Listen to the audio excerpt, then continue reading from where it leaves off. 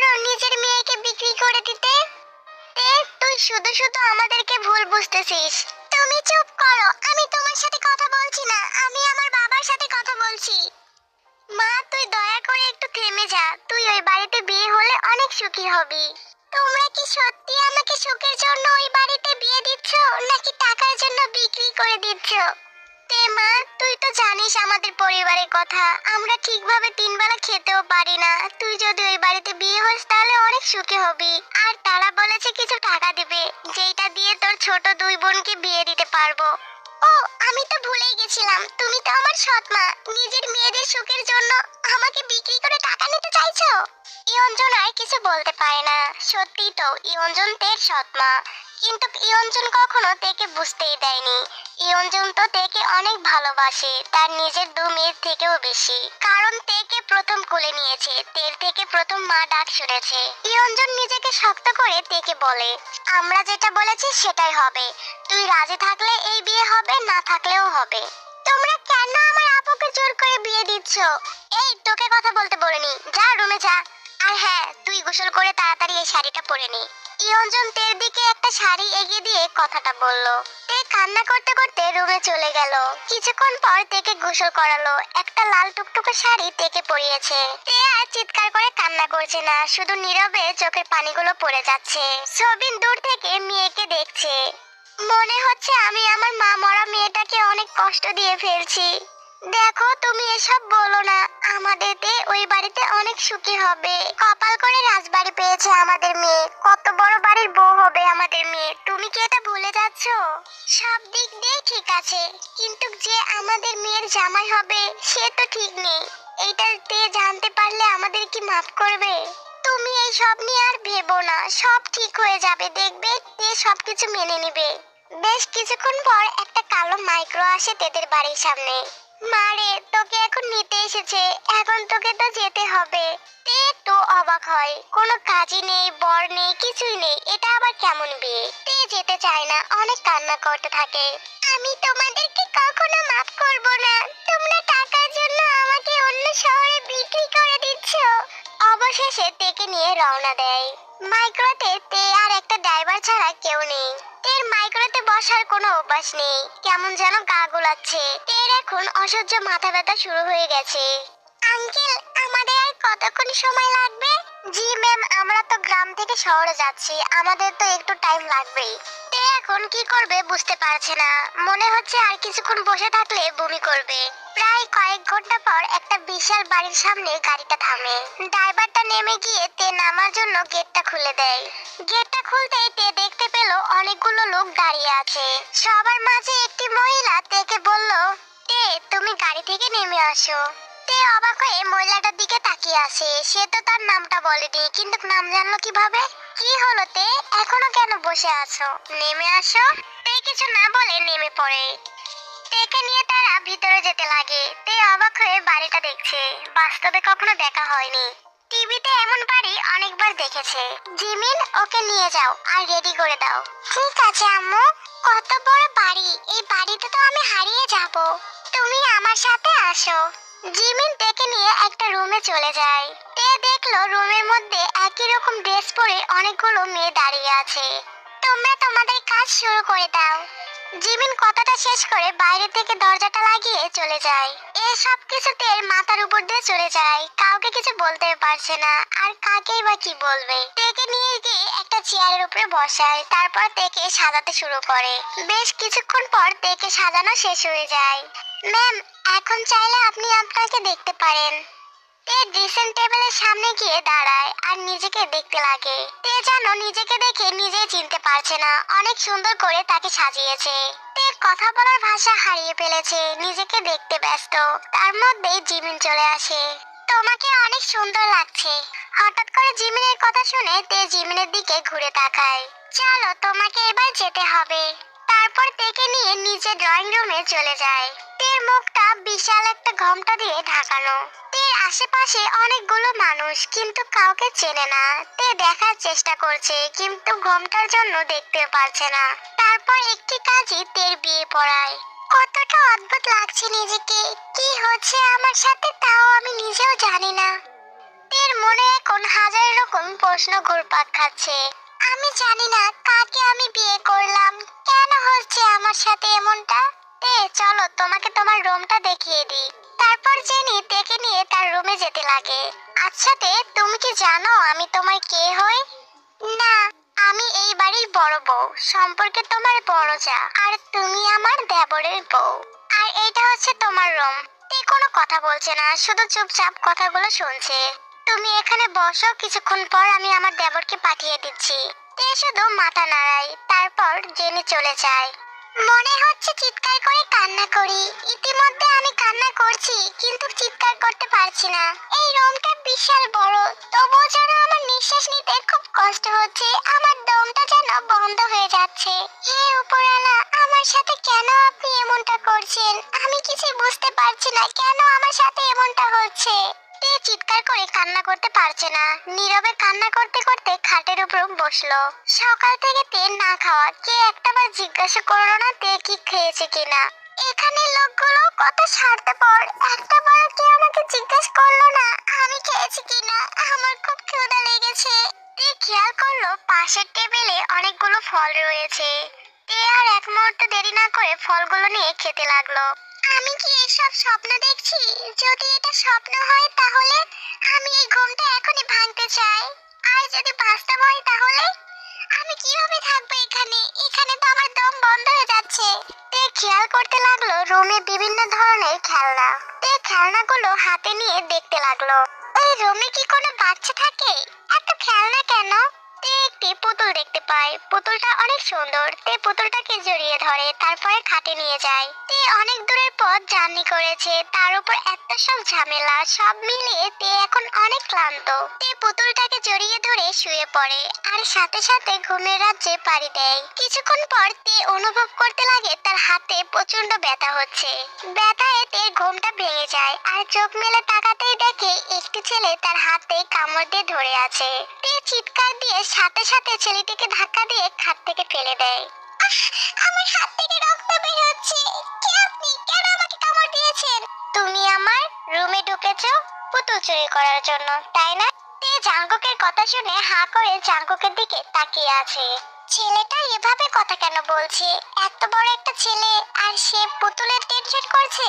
কি হলো বলো? তুমি আমার পুতুল চুরি করার জন্য আমার রুমে এসেছো, তাই না? তে কোনো কথা বলতে পারছে না, শুধু চুপচাপ জাঙ্কুকের কথাগুলো শুনছে। তুমি যদি কথা না বলো তাহলে আমি তোমাকে আবার কামড় দেব। তে ভয়ে চিৎকার দিয়ে রুমের বাইরে বের হলো। তের চিৎকার শুনে সবাই তের কাছে দৌড়ে এলো। তে কি হয়েছে তোমার? এমন চিৎকার কেন করছো? জিমিন খেয়াল করলো তের হাত থেকে রক্ত বের হচ্ছে। হাতে কি হয়েছে তোমার তে? রক্ত কেন পড়ছে? কি হয়েছে তা শোনার জন্য সবাই তের দিকে তাকিয়ে আছে, কিন্তু তে কোনো কথা বলতে পারছে না। তে তুমি কথা বলো, তুমি কথা না বললে আমরা বুঝবো কি করে যে তোমার কি হয়েছে? ওই ছেলেটা ছেলেটা আমাকে কামড় দিয়েছে। তে রুমটা দেখে কথাটা বলল, সবাই বুঝতে পারলো কি হয়েছে। আরেমার এক সেকেন্ডটা দাঁড়ালো না, দ্রুত পায়ে রুমের ভিতর চলে গেল। আরেমের পিছে পিছে সবাই রুমে যেতে লাগলো। জাঙ্কুক, আমি জানি তুমি রুমে আছো, তাড়াতাড়ি বের হয়ে আসো। আরেম খুব রাগী কণ্ঠে কথাটা বলল। জাঙ্কুক, আমি ভালো করে বলছি, তুমি বের হয়ে আসো। তের মনের মধ্যে হাজার রকমের প্রশ্ন ঘুরপাক খাচ্ছে, কিন্তু কাউকে প্রশ্ন করার মতো সাহস নেই, সেজন্য সে চুপচাপ দেখছে। আরেমের রাগী কণ্ঠ শুনে জাঙ্কুক ভয়ে ভয়ে বলে উঠল, আমি বের হব, আগে বলো তুমি আমাকে মারবে না? কথাটি একটি আলমারির ভিতর থেকে বের হলো। দিন দৌড়ে গিয়ে আলমারিটা খুলে দিল। জাঙ্কুক ছোট বাচ্চাদের মতো ভয়ে ভয়ে আলমারির মধ্যে বসেছিল। জাঙ্কুক তার মাকে দেখতে পেয়ে দৌড়ে বের হয়ে তার মায়ের পিছনে লুকিয়ে পড়ে। আম্মু, তুমি বলো না পাপা যেন আমাকে না মারে। আমি আজকে কিছুই বলবো না, আমি চাই তোমার পাপা তোমাকে মারুক। তুমি কি করেছো তের হাতে কামড় দিয়ে? জিনের কথা শুনে জাঙ্কুক তের হাতের দিকে তাকায়। আরেম বুঝতে পেরেছে জাঙ্কুক ভয় পেয়েছে। আরেম আর কিছু না বলে রুম থেকে বেরিয়ে যায়। শুধু জাঙ্কুক এই বাড়িতে আরেমকে দেখে ভয় পায়। জানো আম্মু, ওই মেয়েটা না আমার পুতুল চুরি করার জন্য আমার রুমে এসেছিল। জাঙ্কুকের কথা শুনে সবার খুব হাসি পাচ্ছে, আবার রাগও হচ্ছে। তের হাতে কামড় দিয়ে কি অবস্থা করেছে। জাঙ্কুক, ও তোমার পুতুল চুরি করতে আসেনি, ও এখন থেকে তোমার সাথেই থাকবে। ওই মেয়েটা আমার সাথে কেন থাকবে?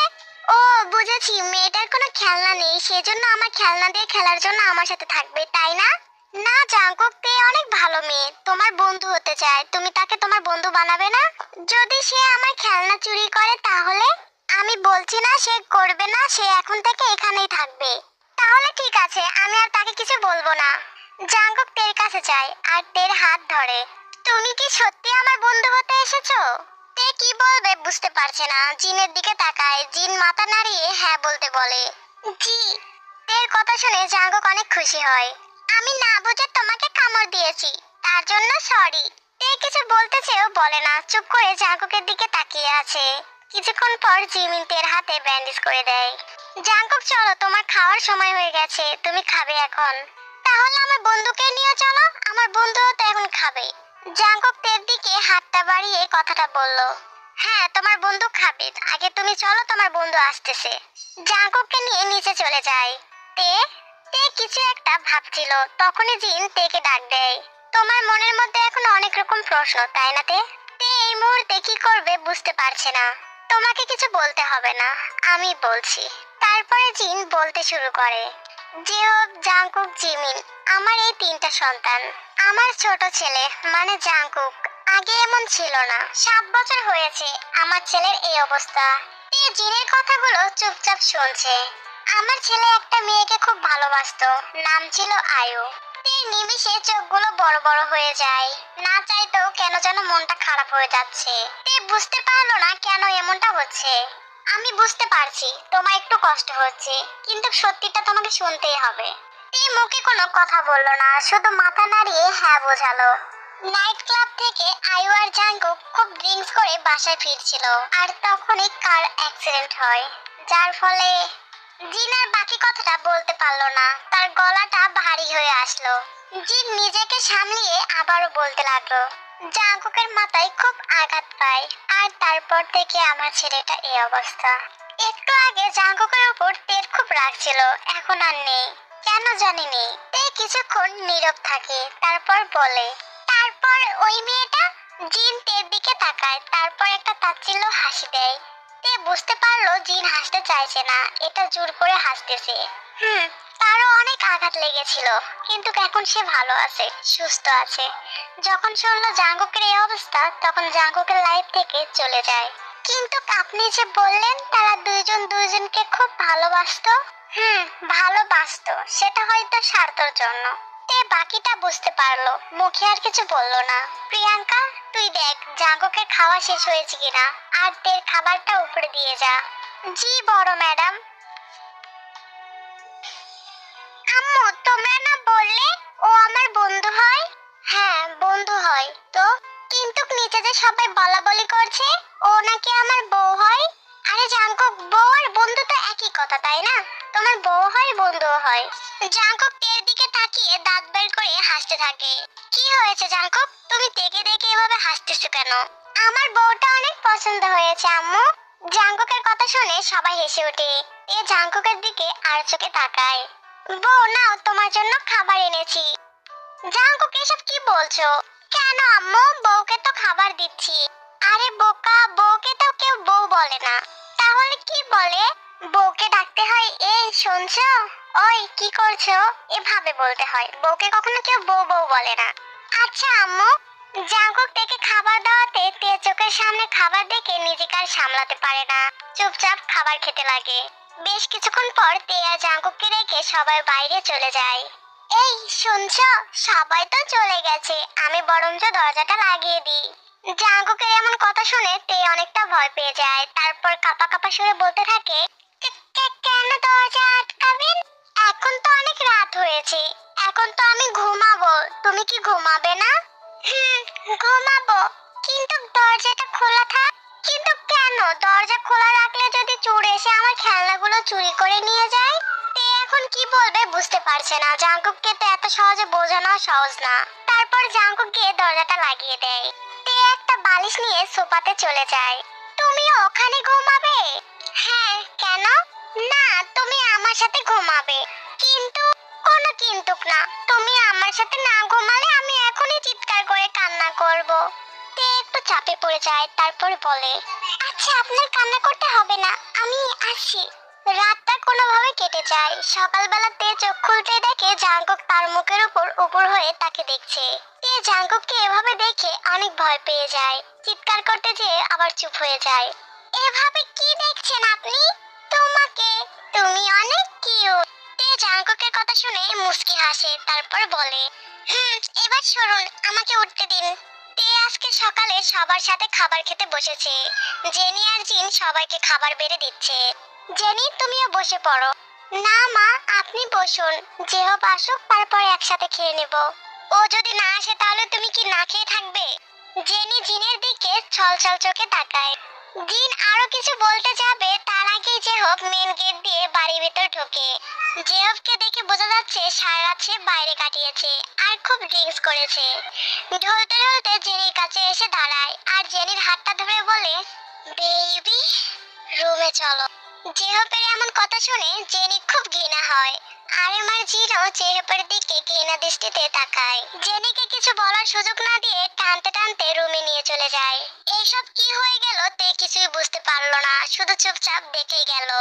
এইটা প্রথম না, এর আগেও জেহব এমন করেছে, তাই সবার অভ্যাস হয়ে গেছে। জেহব দরজা বন্ধ করে জেনিকে ধাক্কা দিয়ে খাটে ফেলে দেয়। তারপর জেহব নিজের ড্রেস খুলতে খুলতে জেনিকে বলে, হানি, আমার একটা বেবি চাই, বলো তুমি দেবে না? জেনি কিছু বলছে না, শুধু কান্না করতে থাকে। এইটা দেখে জেহবের খুব রাগ ওঠে আর জেনিকে খুব রুড ভাবে কষ্ট দিতে থাকে।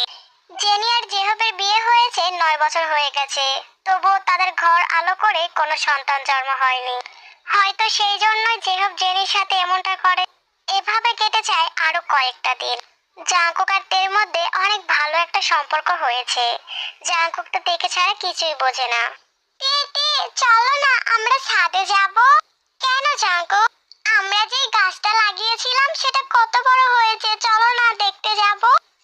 জাঙ্কুক, গাছটা লাগিয়ে তো 7 দিনও হয় নাই, এখন আর কত বড় হবে, ছোট্টই রয়েছে। কিন্তু জাঙ্কুক কথা শুনলো না, তেকে জোর করে নিয়ে ছাদে চলে যায়। দেখতে দেখতে জিমিন আর সুগারও বিয়ের দিন চলে আসে। জিমিন ভালোবাসতো সুগাকে এবং এটা ফ্যামিলিকে জানিয়েছে আর সবাই সেটা মেনেও নিয়েছে। গায়ে হলুদের দিন তে অনেক সুন্দর করে সেজেছে, দেখতে কোনো পরিচয় কম লাগছে না।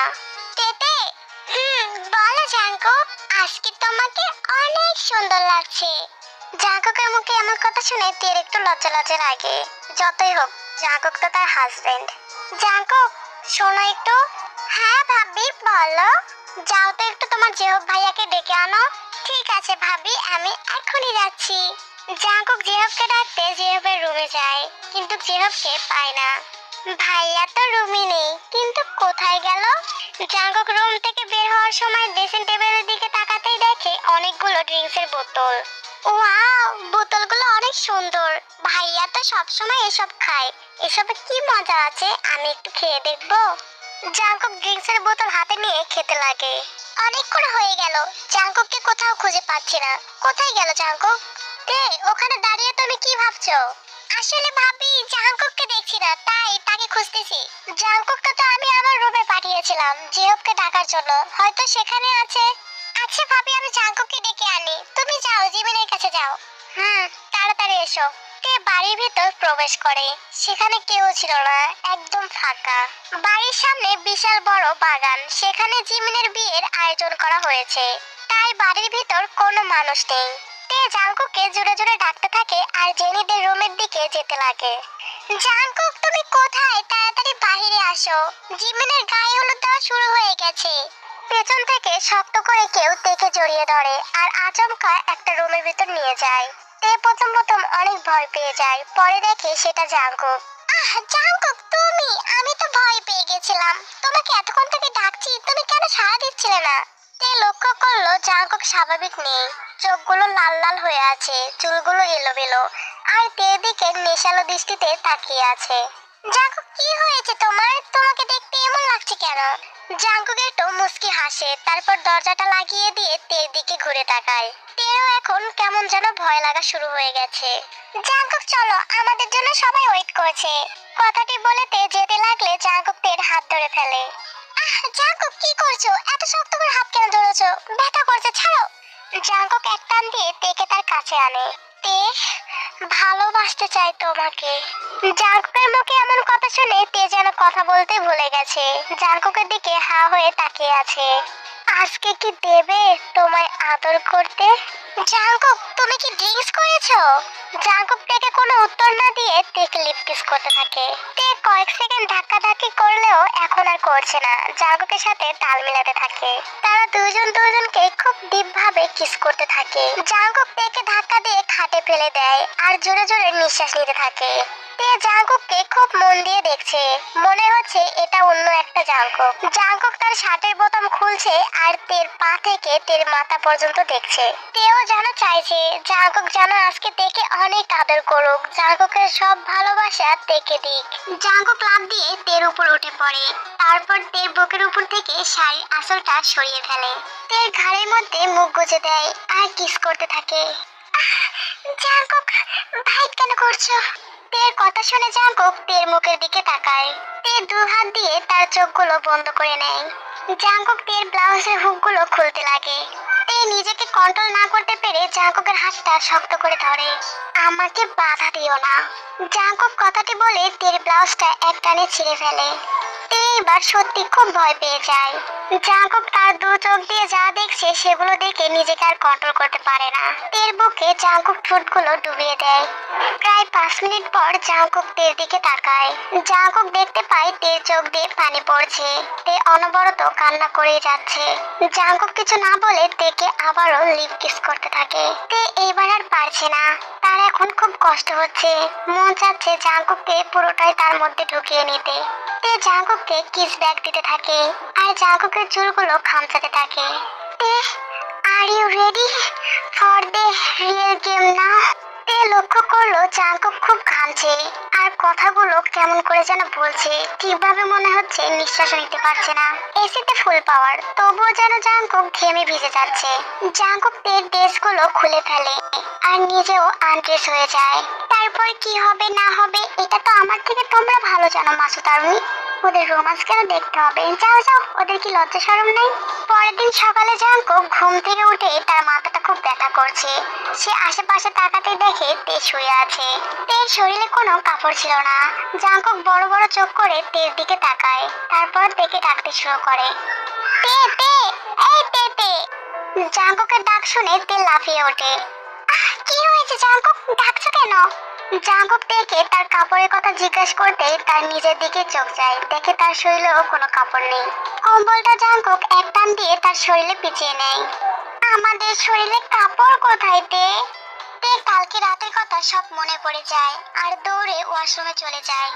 জাঙ্কুক তো কালকে ড্রিঙ্কস করে এসব করেছিল, এখন তো সে সব ভুলে গেছে, কিন্তু কামি, আল্লাহ কি করবে এখন?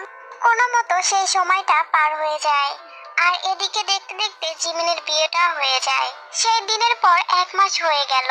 তে নিজের মধ্যে অনেক কিছু পরিবর্তন দেখতে পাচ্ছে, কেমন যেন মাথা ঘোরাচ্ছে, গা গোলাচ্ছে আর বমিও পাচ্ছে। তে এবার শিওর হওয়ার জন্য একটি প্রেগন্যান্সি কিট আনায়। তে যেটা ভেবেছে সেটাই হয়েছে, কিটটাতে পজিটিভ এসেছে। আল্লাহ, আমি প্রেগন্যান্ট, আমার যে কি খুশি লাগছে। তে খুব খুশি, আবার খুব লজ্জাও করছে। বাড়ির সবাইকে কিভাবে জানাবে? তে বসে বসে কথাগুলো ভাবছিল। ওই সময় জেনেও আসে তেকে ডাকতে। জেনে বুঝতে পারলো তে কিছু লুকাচ্ছে। তোমার হাতে কি তে? তুমি ওটা কি লুকাচ্ছ? কই না মানে ভাবি। কি না মানে বলো, আর না বলতে চাইলে সেটাও বলে দাও, আমি তোমাকে জোর করছি না। আসলে এ মুখে আর কিছু বলল না, কিটটা বের করে জেনির দিকে ধরে। জেনি কিটটা দেখে খুব খুশি হয় আর খুশিতে তার চোখগুলো ছলছল করছে। জেনি বেশ ভালো করে জানে জীবনে চলার পথে একটা বেবি দরকার। তেও বুঝতে পারলো জেনি খুব খুশি হয়েছে। ভাবি, এই ঘটনা হয়েছে জিমিনের গায়ে হলুদের দিনে। আমি সব জানিতে। জেনির কথা শুনে তে অনেক অবাক হয়ে যায় আর মনে মনে ভাবতে থাকে জেনি কিভাবে জানলো। আমি কিভাবে জানলাম এইটা ভাবছো তাই না? কথাটি বলে জেনি হেসে উঠল। জিমিনকে হলুদ দেওয়ার জন্য আমি ডাকতে এসেছিলাম।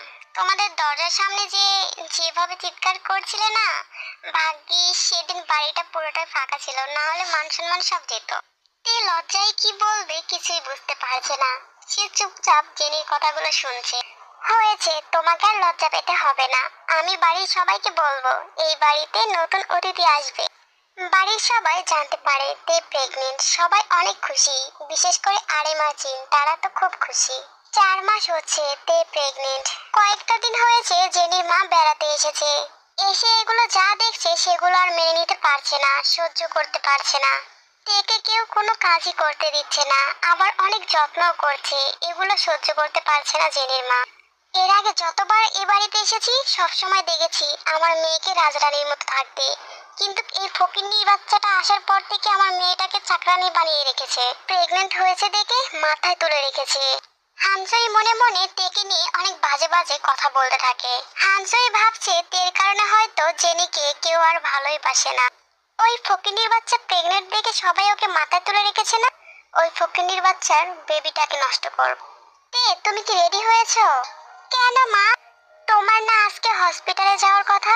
কিন্তু মা, আমি আজকে যেতে পারবো না, আমি কালকে যাব। কিন্তু কেন তে, তোমার তো সবকিছু চেক আপ করতে হবে তাই না?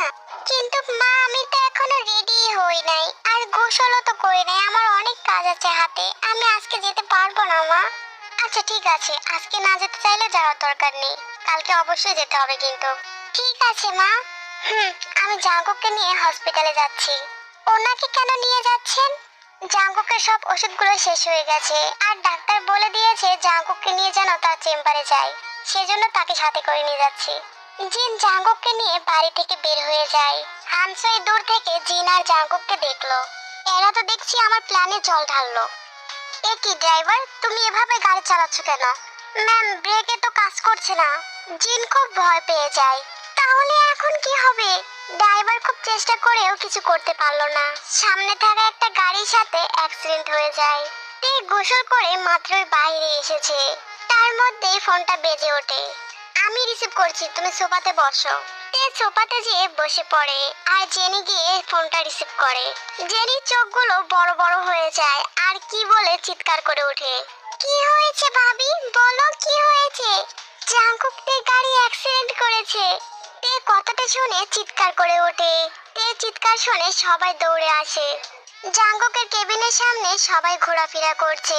জাঙ্কুকের এখনো জ্ঞান ফিরেনি। এবারও জাঙ্কুকের মাথায় আঘাত পেয়েছে। জিনেরও পা একটা ভেঙে গেছে, ব্যান্ডেজ করে রেখেছে, কিন্তু জিন কথা বলতে পারছে। 7 ঘন্টা হয়ে গেল, তে সেই থেকে কিছুই খায়নি, এখনো কান্না করেই যাচ্ছে। তে, তুমি সেই থেকে না খেয়ে আছো, তুমি কিছু খেয়ে নাও, না হলে তুমি অসুস্থ হয়ে যাবে। না, জাঙ্কুকে জ্ঞান না ফেরা পর্যন্ত আমি কিছুই মুখে দেব না। একটা নার্স চিৎকার করে বলে জাঙ্কুকের জ্ঞান ফিরেছে। সবাই দৌড়ে জাঙ্কুকের কেবিনে যায়। জাঙ্কুক, তুমি কি ঠিক আছো? তুমি কি আমাকে চিনতে পারছো? ওহো, কি বলছো ড্যাড, আমি কেন তোমাকে চিনতে পারবো না? আমার তো সামান্য মাথাতেই লেগেছে, তাই বলে কি আমি তোমাদেরকে ভুলে যাব? ডক্টর ইশারা দিয়ে আরএমকে বাইরে নিয়ে যায়। মনে হচ্ছে তো জাঙ্কুক আগের সব স্মৃতি ফিরে পেয়েছে। আরএম খুব খুশি হয়। অন্যদিকে তে দৌড়ে গিয়ে জাঙ্কুকের হাতটা চেপে ধরে, তারপর বলতে থাকে, তুমি অনেক পচা জাঙ্কুক, তুমি শুধু শুধু আমাকে টেনশন দিয়েছো। তুমি জানো তোমার জন্য সেই কখন থেকে আমি না খেয়ে আছি, তোমার জন্য আমার পেটের বাবুও না খেয়ে আছে। জাঙ্কুক তার হাতটা সরিয়ে বলে, কে আপনি?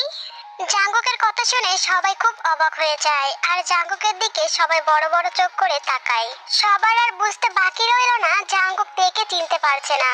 আরে জাঙ্কুক, ওইটা তো তোমার ড্যাডির বন্ধুর মেয়ে, লন্ডন ছিল, এখানে এসেছে 1 মাস হয়েছে। তুমি যে অসুস্থ ছিলে, তে তোমার এই 1 মাস খেয়াল রেখেছে, যত্ন নিয়েছে। জাঙ্কুক তের দিকে তাকিয়ে আছে, আর তে চোখ দিয়ে অনবরত পানি পড়েই যাচ্ছে। থ্যাংক ইউ এতদিন আমার খেয়াল রাখার জন্য, কিন্তু এখন তো আমি সুস্থ হয়ে গেছি, এখন আর তোমার খেয়াল রাখতে হবে না। তে শুধু মাথা নাড়িয়ে হ্যাঁ বুঝিয়ে ওখান থেকে চলে যায়।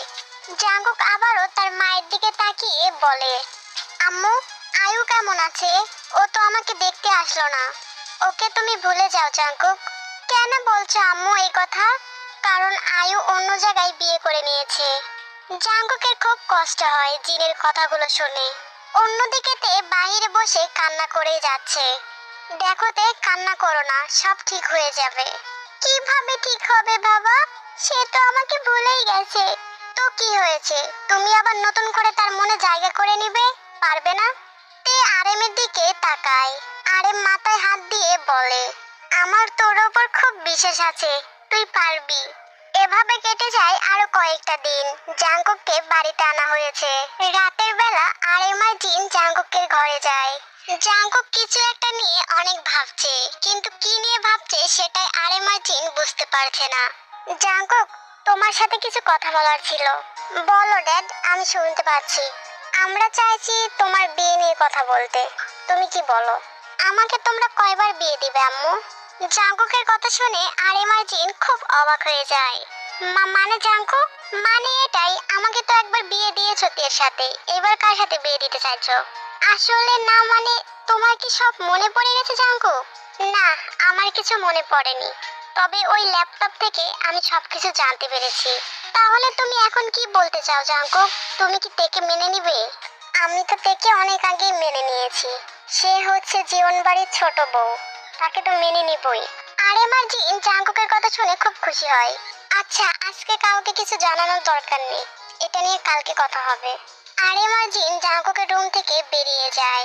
জাঙ্কুকও তের রুমের দিকে যায়, কিন্তু তে রুমে নেই। জাঙ্কুক খুঁজতে থাকে। তের রুমের বেলকনি থেকে খুব জোরে জোরে বাতাস আসছে আর পর্দাগুলো নড়ছে। জাঙ্কুক দেখতে পেল তে বসে আছে, খোলা চুলগুলো বাতাসে উড়ছে আর চাঁদের দিকে তাকিয়ে আছে। জাঙ্কুক গিয়ে পিছ থেকে তেকে জড়িয়ে ধরে, তারপর বলে, একা একা এত রাতে এখানে বসে আছো, ভয় করছে না? তে ভয় পেয়ে লাফিয়ে ওঠে। জাঙ্কুক, আপনি আপনি এখানে কি করছেন? হুম, একদম আপনি করবে না, তুমি করে বলো। মানে আপনি এখান থেকে যান, কেউ দেখলে প্রবলেম হবে। জাঙ্কুক এবার তেকে নিজের সাথে চাপতে ধরে তারপর বলে, আমি তো অন্য কারো কাছে যাইনি, তাহলে কিসের প্রবলেম? আমি তো আমার বউয়ের কাছে এসেছি। আমার মনে হয় আপনার আবার মাথার সমস্যা হয়েছে, সেজন্য উল্টাপাল্টা বলছেন। এখান থেকে এখন যান, আমি ঘুমাবো। তোমার তো দেখি খুব সাহস বেড়ে গেছে, হাজবেন্ডকে ঘরে থেকে বের করে দিতে চাইছো।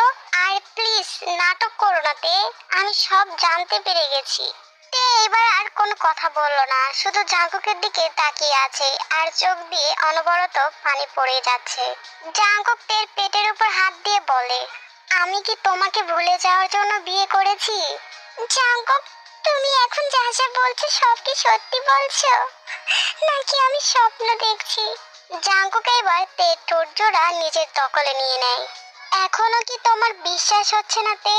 সেই রাতে তারা তাদের ভালোবাসা আদান প্রদান করতে ব্যস্ত। এভাবে কেটে যায় আরো 4টি বছর। জাঙ্কুক আর তের একটা ছেলে হয়েছে, যার নাম তেকুক। সে খুব দুষ্ট। তেকুককে পেয়ে জেহব অনেকটা চেঞ্জ হয়ে গেছে।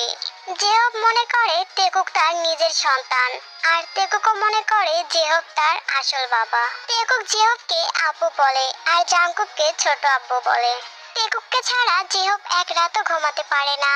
প্রত্যেক রাতেই জেহব তেকুককে ঘুম পাড়িয়ে দেয়।